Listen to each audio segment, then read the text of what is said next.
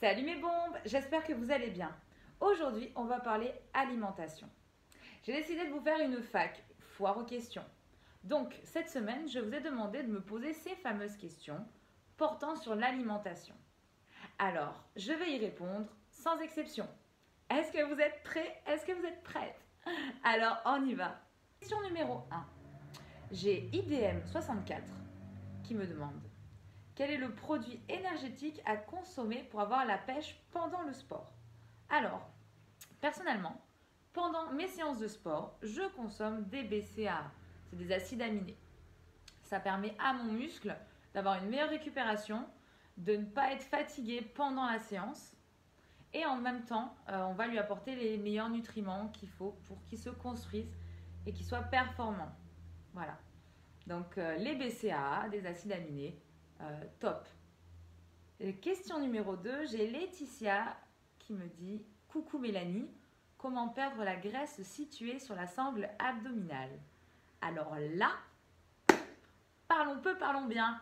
La graisse qui vient sur le ventre, c'est facile à l'enlever. Il faut juste bien manger, faire du cardio, boire beaucoup d'eau et avant tout, supprimer tout ce qui est boisson gazeuse, tout ce qui est coca, tout ce qui est à base de bulles, tout ce qui est trop sucré, les sirops.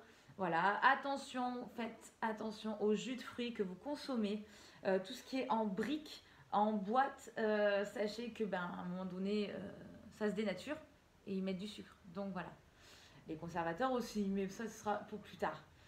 Donc tout d'abord, en premier lieu, une alimentation impeccable. Vous pouvez vous renseigner sur tout ce qui est type diète. Vous avez la cétogène, diète cétogène, donc c'est très intéressant. Effectivement, donc là, vous mettez votre corps dans un mood, sur un rythme, qui va faire qu'il va grignoter les graisses. Vous allez être moins fatigué, c'est super. Franchement, pour l'avoir fait, c'est vraiment top. Il faut juste s'y mettre. Le plus difficile, comme tout régime, c'est les 2 premiers jours, mais il ne faut surtout pas rester bloqué dessus. Pensez à changer votre alimentation, gardez une alimentation variée. Encore une fois, je ne dirai jamais assez, buvez beaucoup d'eau. Il n'y a pas de règle, on ne se bloque pas. C'est pas 1 litre d'eau par jour. Non, non, non. C'est votre corps, il réclame de l'eau, vous avez soif, vous buvez. Et même au-delà de ça, n'hésitez pas à boire un petit peu plus. Voilà, faites vraiment en fonction de votre activité physique, votre activité au quotidien et ça devrait très bien se passer. On n'oubliera pas de faire du cardio, oui, de l'exercice physique quotidien à plus ou moins forte intensité. Ça va dépendre de votre état, de votre mood dans le sport. Si vous êtes plutôt cardio, long terme, petit footing sans se fouler, faites du footing. Mais si vous êtes plus dynamique à s'arracher en deux, moi je vous orienterai vers des hits où là on va vraiment taper dans le gras. Toujours avec cette alimentation-là combinée. Question numéro 3. J'ai Magali qui me dit: coucou Mélanie, que faut-il manger avant et après une séance de footing si on a la fringale? Merci. Alors Magali, déjà, à quel moment manger? Avant, après? Très bien. On va manger avant, oui. Manger en petite quantité, oui. Comme une collation, par exemple. L'idéal serait de manger 60 minutes, voire 90 minutes. Donc entre 1h, 1h30 avant de partir faire ton sport, tu recharges ton corps. Donc on ne parle pas d'une assiette de frites avec un burger, on est d'accord. On ne parle pas non plus d'un sandwich jambon beurre, non plus. On est ok sur le fait que ce soit plutôt des fruits à coque, des oléagineux. J'arrive à le dire maintenant. Donc voilà, petite collation, quelque chose de léger pour pouvoir avoir de l'énergie pendant ta séance, après ta séance de sport. Alors, tu peux manger, voilà, mais encore une fois, sans excès. C'est pas l'objectif de boycotter tout le travail que tu viens de faire. Au contraire, tu vas continuer à amener ton corps à réagir et à brûler de la calorie, même en mangeant. Donc, mangeons quelque chose de léger. Donc, on va parler de légumes, on va parler de un peu de féculents pour recharger, mais on n'est pas sur un plat de pâtes, spaghetti, bolognaise, parmesan. Non, non, non. D'accord? Du léger, un fruit, pourquoi pas. Mais voilà, du léger et du rapide à digérer, très important. Voilà, si c'est pour se courir le ventre gonflé, ballonné, honnêtement, c'est toujours désagréable de faire une séance alors qu'on a le ventre trop plein. Céline qui me dit que manger la veille d'une compétition, le jour J et après pour récupérer, sachant que je suis allergique aux arachides. Alors, très bien, on est parti. La veille d'une compétition, arrêtez de penser qu'il faut manger des pâtes. Voilà, on a trop entendu que les joueurs de foot, la veille d'un match, ils se font un gros plat de pâtes. Ça marche pour le foot, ça marche pour le rugby, ça marche pour tout. Eh bien, faux, stop, arrêtez de penser ça. Non, on ne mange pas un gros plat de pâtes. Non, non, non, absolument pas. Vous mangez, encore une fois, léger. Le soir, mettez des protéines, des lipides, des glucides, voilà, des fibres. C'est important. Vous avez besoin de tout ça pour que votre corps ait les meilleures énergies, la meilleure énergie le lendemain pour votre compétition.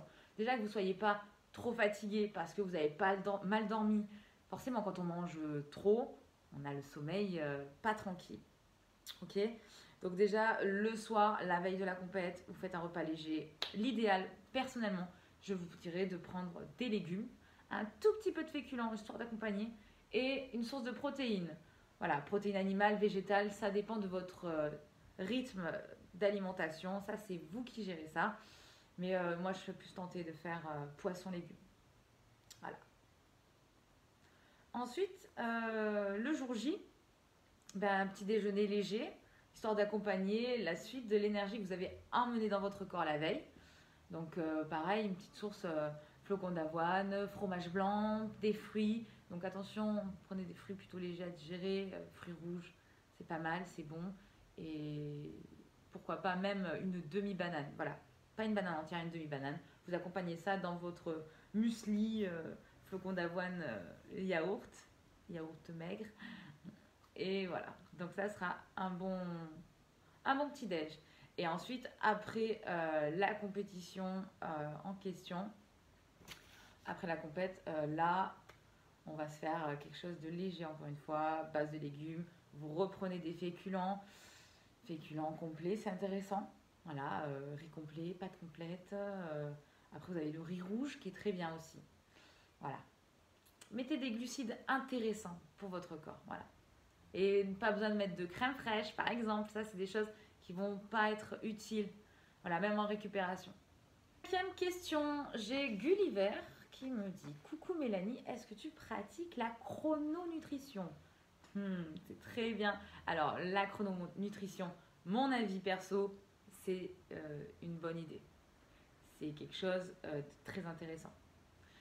Alors, pour ceux qui ne connaissent pas la chrononutrition, c'est un docteur qui l'a inventé.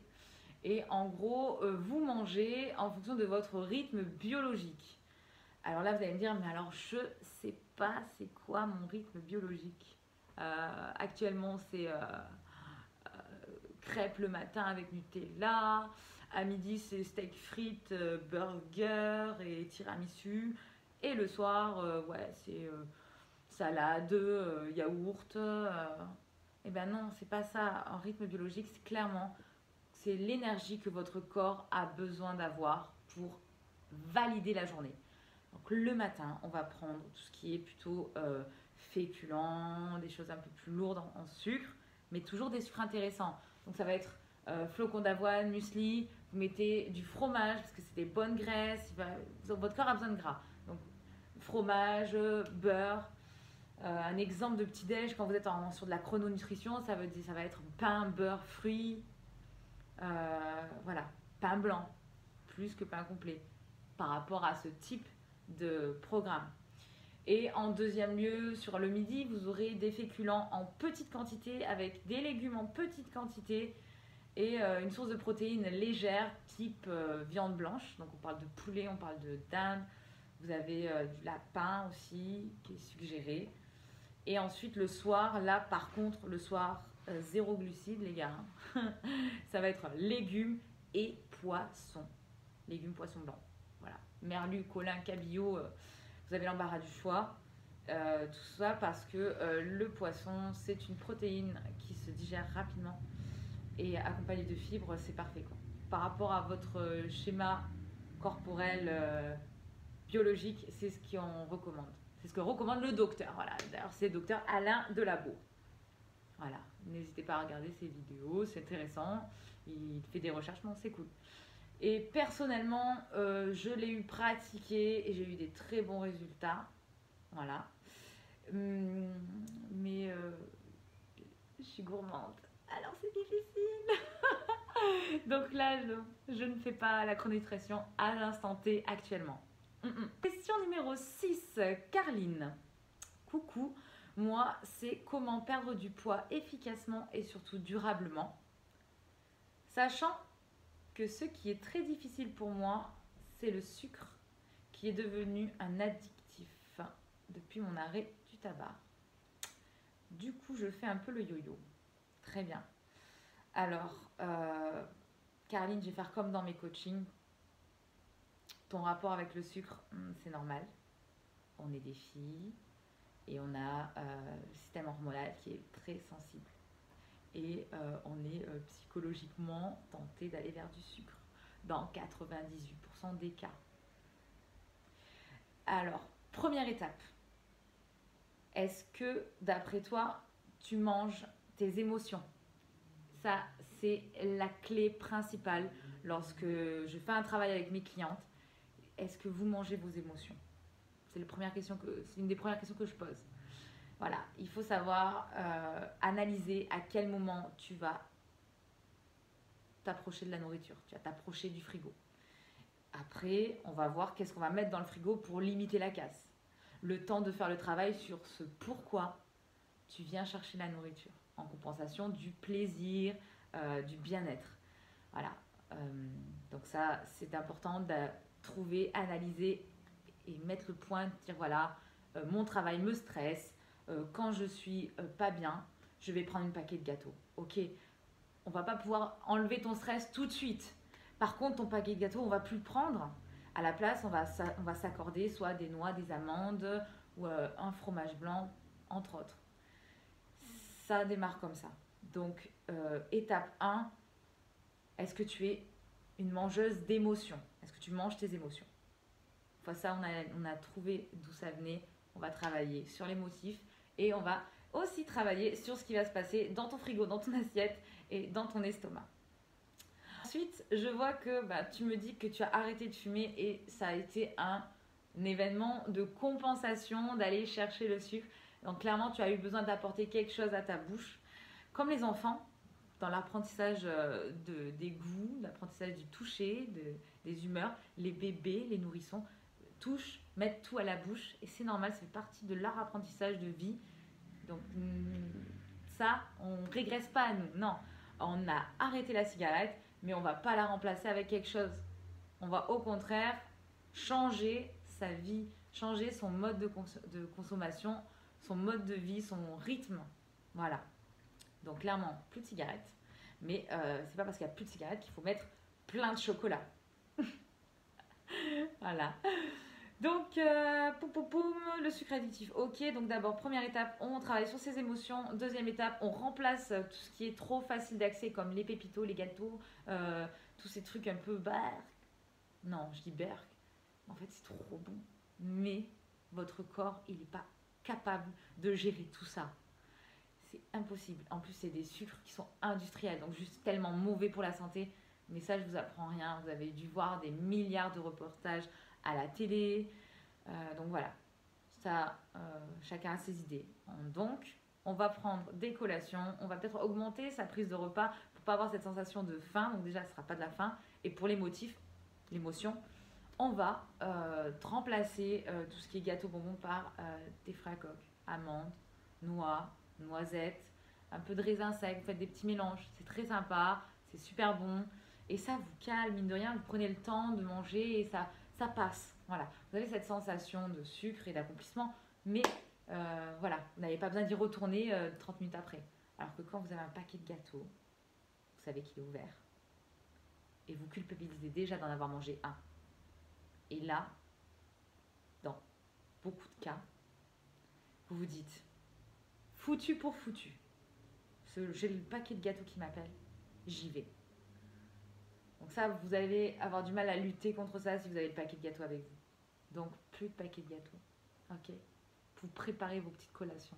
Vous préparez vos petits goûters.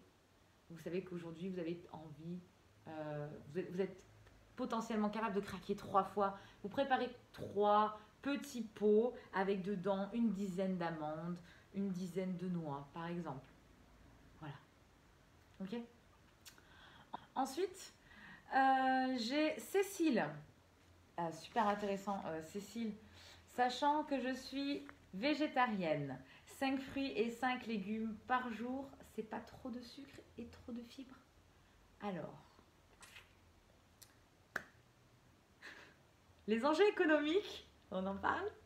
Jolie pub, joli slogan, propagande d'enfer. Oui, c'est cool. Maintenant, pour répondre à ta question, 5 fruits et 5 légumes par jour. 5 fruits, je me vois moi pas bien manger 5 pommes dans la journée. Je vais mettre des fruits le matin, je vais mettre des fruits dans la collation, mais ce ne sera pas 5 pommes ou 5 bananes. Si c'est 5 fraises, c'est dommage, parce qu'au contraire, les fraises, les fruits rouges, donc fraises, framboises, les mûres, vous pouvez en manger. Indice glycémique bas, les filles, vous ne mettrez pas en danger. Ça va aller. Vous n'aurez pas l'appel du sucre qui va revenir. Non. Et en plus, c'est des vitamines.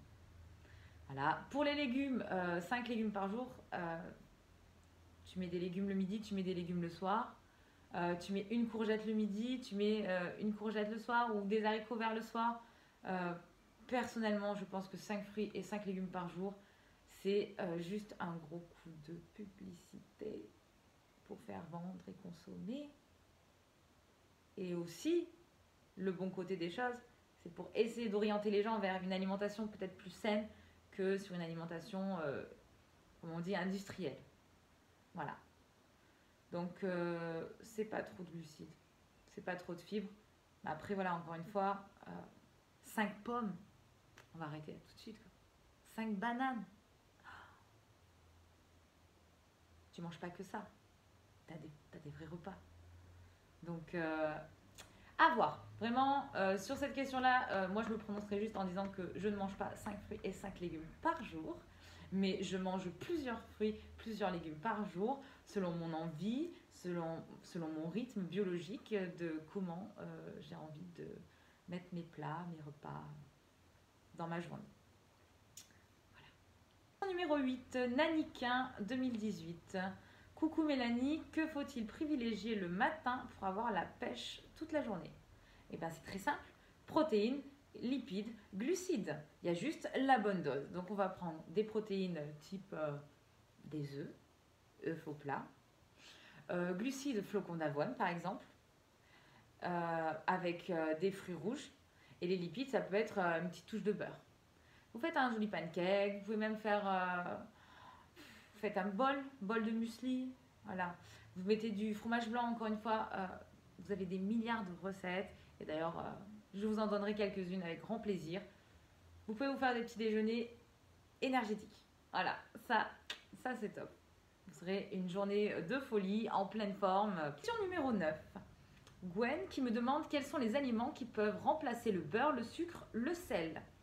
Alors, déjà, je pense parler au nom de tout le monde, de toutes les personnes qui vont regarder cette vidéo et qui vont te dire merci Gwen d'avoir posé cette question. Grâce à toi, notre vie va changer. Oui, je vais vous dire par quoi remplacer le beurre, le sucre et le sel. Déjà, en pâtisserie, vous allez remplacer le beurre par de la pâte d'amande à tartiner. Donc ça passe super bien. Voilà. Et ensuite, toujours dans la pâtisserie, le sucre, vous remplacez le sucre par une compote sans sucre ajouté. Donc ça peut être une compote pomme banane, pomme fraise. Donc ça va dépendre de la recette que vous faites. Encore une fois, à vous, à vos goûts, les goûts, les couleurs, vous gérez. Donc pour remplacer le sucre, compote de pommes. Vous avez aussi la banane écrasée qui est très bien. D'ailleurs, vous pouvez regarder, j'ai la recette des cookies vegan. Voilà, il n'y a aucun sucre, il n'y a aucun beurre, il n'y a aucune graisse, rien de rajouté. Voilà, recette très simple, très facile et juste super bonne. Voilà. Après, pour le sel, les épices. Voilà, les épices, ça va être herbes de Provence, curcuma, poivre, ail, fines herbes, du thym, romarin. Voilà, vous faites rêver vos papilles, clairement. Concernant le beurre dans la cuisine, le beurre dans la poêle, là, moi, je suis anti tout ça. Je n'utilise que l'huile de coco. Soit en forme de pot avec une huile qui est plutôt solide, vous récupérez un petit peu avec la cuillère, vous mettez avec un sopalin, vous badigeonnez le fond de votre plat, le fond de votre casserole, de votre poêle, et vous pouvez faire cuire vos aliments. C'est super bon, ça ne dénature pas le goût de vos aliments, pas du tout. Voilà. Et l'huile de coco, ben, c'est juste trop bon quoi, pour plein de choses. Donc ne vous en privez pas, allez-y, allez-y, allez-y. Question numéro 10, Sabrina qui me demande: as-tu des astuces, des recettes pour des plaisirs sucrés sans culpabilité? Alors, vous aussi, vous culpabilisez de bien manger des trucs bien riches en sucre. Alors vous allez voir que ça va plus être le cas quand vous allez changer votre fonctionnement, changer vos recettes. Déjà, farine blanche, c'est long, c'est lourd à digérer, alors soulagez votre estomac, basculez sur de la farine complète. Voilà, rien que ça, on valide. Après, vous avez déjà des recettes sur la chaîne YouTube. Donc, vous avez les cookies vegan, je vous prépare encore plein d'autres choses. Récemment, je vous ai mis les barres de céréales énergétiques. C'est juste trop bon et trop génial et tellement facile à faire. Voilà, moi j'adore tout ce qui est rapide, facile et bon. Donc, si vous êtes un peu dans ce cas-là, ça va grave vous plaire. C'est évident. C'est évident. Ensuite, concernant le sucre dans vos gâteaux, vos pâtisseries, le sucre blanc, votre café, stop, plus de sucre blanc. Ça, on arrête. Oui, mais il y a marqué sucre de canne. Oui, mais on va limiter la casse. Donc, on va peut-être s'orienter vers du sucre de coco. On va s'orienter vers du sirop d'agave. Voilà. Je ne vous parle pas des édulcorants, de l'aspartame, de la stevia.